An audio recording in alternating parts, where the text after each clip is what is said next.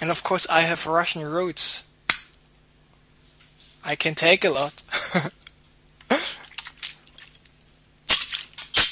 Ladies and gentlemen, mesdames et messieurs, meine Damen und Herren, señores y señoras, this was me opening a beer because it is time for game number 2 in the semi number 2. It is Naugrim who is playing against none other than Stareagle. And Stareagle, I mean, he was just playing awesomely more and more and more, and he was able to take game number 1 off of Naugrim, just having some really smart gameplay, expanding to the gold pretty fast, securing it, just investing a lot into defense so he was safe, not allowing Naugrim to get any much stuff up, going for the Torth right away, with a super fast tech and upgrade play. He was able to crush Naugrim in one super big push, not being that passive as Phoenix was, for example, in his game. Really like the play style of Stareagle, and Naugrim even said, yes, he's a smart player, he knows what to do, he's one of those Terran players who knows how to adapt.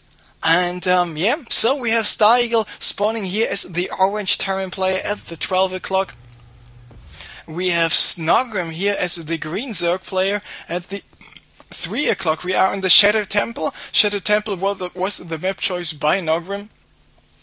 He is going hedge first. He's got his Overlord here floating around. Does Stareagle know about the Overlord? No, he does not. But as soon as he knows, Naugrim might be in a lot of trouble. Of course, Naugrim knows about this barracks. And yeah, now I understand what he was doing. He was just waiting with his Overlord to spot for the tech lab. Now he knows about the tech lab, and he knows that there might be a Reaper coming, so he will be prepared against this. He will wait with some Zerglings here. Maybe we'll get a Spine Quarter up here as well, and looks like Stareagle is waiting with an SCV there.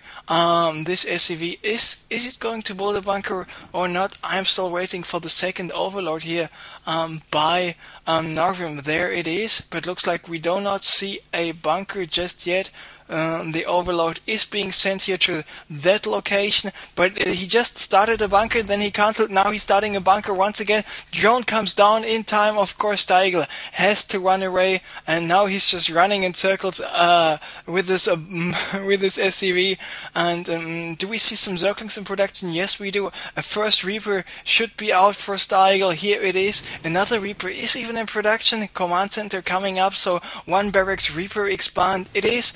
And there we see the Reaper, and of course the Reaper will be able to take out the two Zerglings, but the Zerglings doing a smart job running away. One Zergling going down, of course the Reaper can do it, those Zerglings. Another Zergling is about to go down, and the last one is going down as well with only 5 HP left. Of course he should watch out where he's walking with this Reaper. And last time the Reaper didn't kill a single unit. Killed 2 Zerglings. Now this Reaper is still alive and killed already 4 Zerglings, so the start for Stareagle way better than in the last game. So, and by the way, I opened my beer like 3 minutes ago, but I was not able to take a small sip, even because there we see more Reapers being in here. Of course, with this creep tumor placed down by Naugrim, he is able just to prevent any more Super Reaper Harris from happening. Of course, the Reapers with a 2.95 movement speed,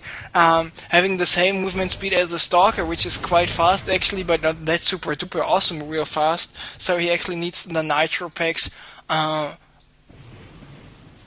to be able to make something happen with those Reapers. But to get this thing going, he needs a factory out, and he actually needs to invest another 50 minerals and another 50 gas. By the way, I'm still looking for Terran plays to go for a Mass Reaper play, super late game with the jetpack upgrades, with the Nitro pack upgrade, because those Reapers are actually superly awesome fast. By the way, interesting gameplay coming up by Naugrim, who is going for these Baneling's Nest here, and Baneling's Nest out of 2 bases could mean he's going for some high aggression Banelings, and Stareagle is going for some siege tanks. Siege tanks is first siege tanks just started. He started with the siege mode even a little bit earlier.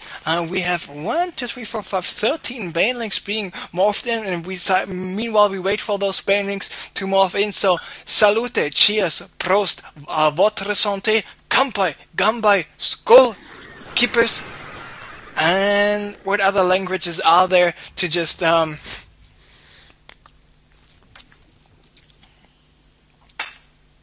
cheer on something, on someone with a friend. So here are the banelings moving out and taking out, of course, double the supply depots. Still so many banelings alive. Now the SCVs come, but so many banelings will be able to take out all of these SCV. Majority of the SCVs going down, even more SCVs going down. And this looks like Naugrim with this 2-base baneling attack will be able to take game number 2 pretty fast, and indeed he was. So congratulations to him after a 23-minute game on in the first game. Second game was over after only 8 minutes and 30 seconds. So congratulations, Naugrim, taking game number 2, and we will see and third game and 8th match. I'm happy about this. We saw some 2 great games. I mean, it's not always like, oh, super duper awesome macro game, best game I've ever seen. People need to appreciate shorter games as well. If I would see like macro games 24/7, I would go insane. I want to see some cannon rushes, I want to see some proxy gates, I want to see some Reaper mass harassment, and I want to see some banelings bust as well. So yeah, way to go, Naugrim. And game number 3 is coming up pretty soon, and I'm really curious what map Stareagle decides to play, and I'm not sure how familiar he is with the Tal'Darim. This is a good map for him. GSR Dual Side is of course a good map as well, and yeah, I'm curious what map he decides to play on, but he needs to remember all of those maps have at least the non-closed positions, the forced cross, or the forced close by air positions.